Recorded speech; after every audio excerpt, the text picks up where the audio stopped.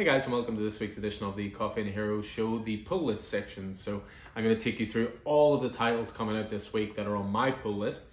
These are the ones to be released on the 26th of January. I'm going to show you everything this week. Some weeks I'll take some of my variants out. I'll not show bits and pieces off just to try and tone down my addiction levels, or at least the presentation of my addiction levels.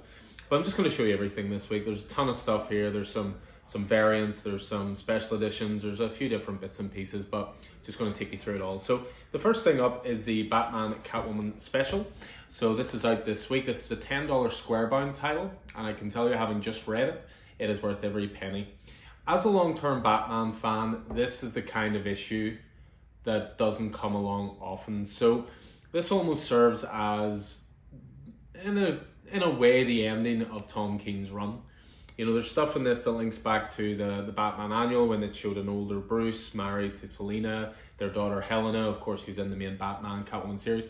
But there's some pretty definitive ending stuff in here for characters, showing them as they get older, showing the relationship between Batman and Catwoman through the years.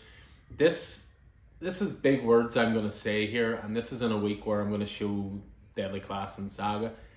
This is one of the issues of the year. This is fantastic. It serves as well as a tribute issue to John Paul Leon, who tragically passed away last year. Very popular artist, very talented guy. He does the main story. There's some of his older stuff in here as well. There's a few essays about him and some behind the scenes process stuff as well. But that main story, written by Tom King and drawn by John Paul Leon, is incredible. It is so good. Early contender for issue of the year. It's the issue that's had the most impact on me this year so far. I say that, of course, as a massive Batman fan, but this was fantastic. So, of course, I had to go for both covers. I have the Lee Weeks variant, which focuses on Catwoman, of course. Then you have that John Paul Leon cover as well. So, next up we have, I'm going to make sure everything doesn't fall here because that's the joy of plastic sleeves. Next up we have Vampirella Dracula Unholy. This is a series that normally I would have zero interest in. Vampirella is not my thing. Unfortunately, Shannon Meyer is doing a range of variant covers for it, and I love me some Shannon Meyer artwork. Not often that Shannon Meyer does variants as well that aren't incentive variants. These are just traditional cover Bs, but I love his style, and therefore I collect those as well. I tried reading one of them, I kid you not, last week, and Vampirella is just not my thing. Yeah, one of the biggest releases without a doubt in the history of comics probably at this point is Saga number 55. It is back, 3-year hiatus later. Fiona Staples, Brian K. Vaughan's runaway Image success story. Robert Kirkman has basically said there are two, in modern Image, so to speak, i.e. the last 10 years, maybe even 15 years, there's been two very important titles for the growing of Image. One was Walking Dead, the other was Saga. Saga's outstanding, and this was another great issue as well. I've already read through it, and it's a double-sized issue. It's still at its $3 price point as well, and it's just every bit as good as you remember. Next up is Deadly Class, which has reached issue 50. Again, anyone who knows me knows this is one of my favorite titles around. Again, very high quality title, brilliant issue going into the relationship between Marcus and Saya.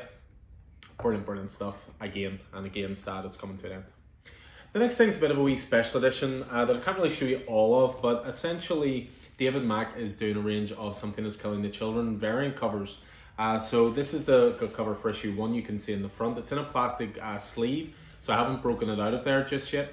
And you can see there a little bit of process art as well. So it's relatively pricey. It comes in at around £32. But you get 5 issues for that. They are limited. I suppose it works out less than £7, about $6.50 an issue. So not as bad as I thought maybe. But yeah, it's a really nice edition. I love David Mack's artwork, always have. Ordered a couple in for the store as well, so those will be available for purchase. Next up, we have DC versus Vampires. So I've been digging this series so far. This is James Tynion IV, Matthew Rosenberg, and Otto Schmidt on art. And yeah, I mean, you've got the Trinity fighting on the cover, and you're not sure, by the looks of it, Superman and Wonder Woman are vampires, and Batman is not. My money's still on Batman. Next up is going to be one of those ones where I have to show you a ton of covers, because variant addiction. So first up, as you know, Detective Comics, I always collect variants anyway. I don't collect the cover A's. So Lee Bermejo's been knocking these out of the park. This is Detective Comics 1050. It's obviously showing tribute to the past as well, with some of the early Bob Kane, Dick Sprang type artwork. You've got what looks like a little bit of love there for the Jim Lee style, and then Lee Bermejo just there as well. So that's the regular cover B, but I couldn't help but get in these connecting covers as well. So the first one you've got is Bruce with Commissioner Gordon and Alfred, and then you've got Martha and Thomas Wayne on the other side. And then that actually forms a square, but it's impossible to hold up for the camera. But that's the bottom of the image, and then think of the top of the image being this, which is, you've got Batman on there, you've got the Joker, you've got Robin, you've got Batgirl, and Arkham Asylum, of course, as well. So again, I can't help me some connecting covers, and yes, there are some of those in the store as well. Next up is Task Force Zed. So this is the Matthew Rosenberg and Eddie Barrows title. Again, loving that so far. Makes a great 1-2 punch with DC versus Vampires in terms of a horror element within the DC universe. And again, we're up to issue 4 of 12 there. Next up, we've got Superman and Robin. This is a special one-shot. The Super Sons are back in action. I do love any time Peter J. Tomasi tackles the Super Sons. Just understands the dynamic between John and Damian. Understands the humour. Understands the heart and the brotherhood that exists between the two of them. But also, of course, the rivalry. So this is just a one-shot special out this week as well. Next up, this is actually from last week, but I didn't get my copy until this week. But this is Robin's issue 3, Tim Seeley's mini-series, 6 issues. And I just love the cover of that as well. Next up, we have Robin. So again, I collect the Francis Manapul variant covers as opposed to the cover A's. Loving Joshua Williamson's series so far. I've spoken very, very highly of it before. And we're up to issue 10, so just keep that good stuff coming. Next up is Peacemaker, Disturbing the Peace. This is a one-shot written by Garth Ennis, art by Gary Brown, colours by Lee Lockridge. You gotta love that cover. If that doesn't stay in Ennis, I don't know what will. I almost get the feeling this is being released. This is a terrible thing to say, but Garth Ennis can't get right in Punisher at the moment, so he can't get that violent urge out of his system. So he thought to himself, who's popular in DC right now, and also I can indulge in some high-level violence? Peacemaker. That's what I'm convinced this is. Just a one-shot, that one. No issues to follow, just one shot. Next up again, I'll show you 2 covers because I collect cover A and cover B, and that is Tom King's Human Target, along with Greg Smallwood, whose art is every bit, if not more important to this title than Tom King's writing.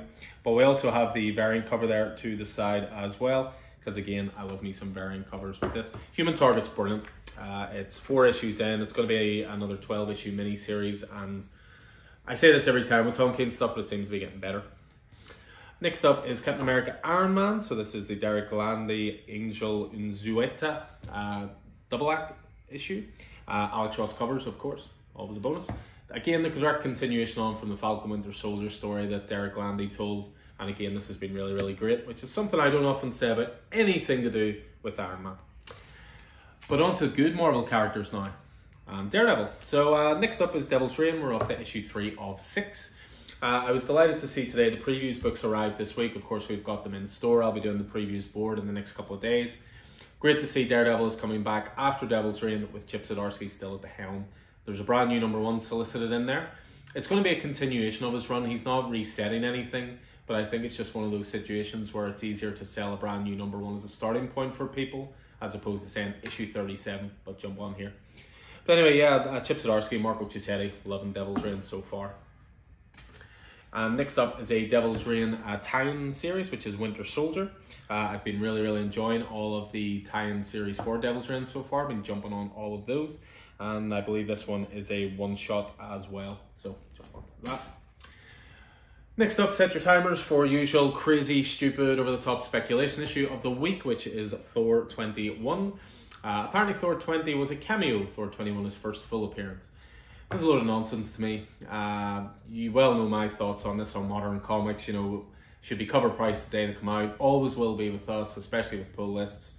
And I see other retailers and online retailers charging £15 for this issue already.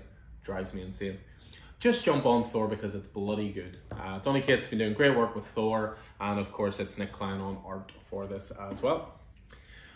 I'm catching up as well on X Lives / X Deaths of Wolverine. For some reason, our copies of X Lives of Wolverine didn't come last week, but I have copies coming this week.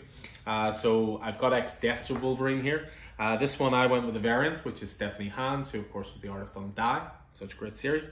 And this is essentially the 12-issue series, Wolverine X Lives, X Deaths of Wolverine. I'll just pull these all out at once. Next up we have Frontiersman. So this has been a really good sort of socially conscious superhero book, if you will, from Patrick Killen and Marco Ferrari. Great art. What was interesting with this as well is I was reading an interview with some of the creators talking about how every issue is essentially designed to be a one-shot. So you can jump in at any point, but at the same time there is still an overall narrative as well. So Frontiersman number 5. Next up, He Who Fights With Monsters. This is the second last issue for the Francesco Artabiani and Werther Della Dera, co-creator of Something Is Killing the Children. This is their mini-series for Ablaze Comics as well. I've let a couple of these issues pile up. I've only read 1 and 2 so far, but 6 is the last. I'll probably hold off and then just give them a read all in one go. House of Slaughter is next up. So from the world of Something Is Killing the Children. So James Tynion IV, of course. Werther Della Dera, Chris Sheehan, Tate Bombal on writing as well. So we're up to issue 4 of this. And again, anything that expands the world of Something That's Killing the Children, I'm on board with. I also got in the 1 to 25 Virgin variant for that as well, done by Werther Della Dera. Next up we have Once and Future. We're up to issue 24 of this. So this is the end of the 4th story arc. For Kieran Gillen, Dan Mora's Tamara Bonvillain's brilliant Arthurian legend adventure tale. And again, I let 2 issues of this pile up so I can read those all at once now, because that is all, as I say, the end of the story arc. 7 Secrets, this was actually out last week, but I didn't get my copy last week, so I'm terrible for this. So this week I've got my copy. So this is the start of the 3rd story arc with issue 13, Tom Taylor and Daniel Diniculo. And we finish off then the week with, again, 2 covers, because why not? Stray Dogs, Dog Days, issue 2. So this is just a 2-issue mini-series. You've got cover A on one side, horror homage on the other. And the horror homage, what a choice. Trick or Treat, one of my favourite Halloween movies. Something to try to watch every single year. So that is that. So yeah, that is me for this week. No graphic novels for me for a change. Usually there's graphic novels or omnibuses or something, but nothing this week for me. But plenty of single issues to certainly keep me going anyway. So anyway, hope you guys enjoyed this as always. Again, there's titles out this week beyond those that I'm not on. All the new releases will be on the racks tomorrow morning / today, whenever I post this, on the Wednesday morning. So they'll all be available for sale from Wednesday, as I say. Anything appeals to you, as ever, get in touch with us, drop us a message, we'll get you sorted. So again, hope this proved useful for you guys. Hope you enjoyed it. Hope you're staying safe out there, and I look forward to seeing you in store soon. So take it easy.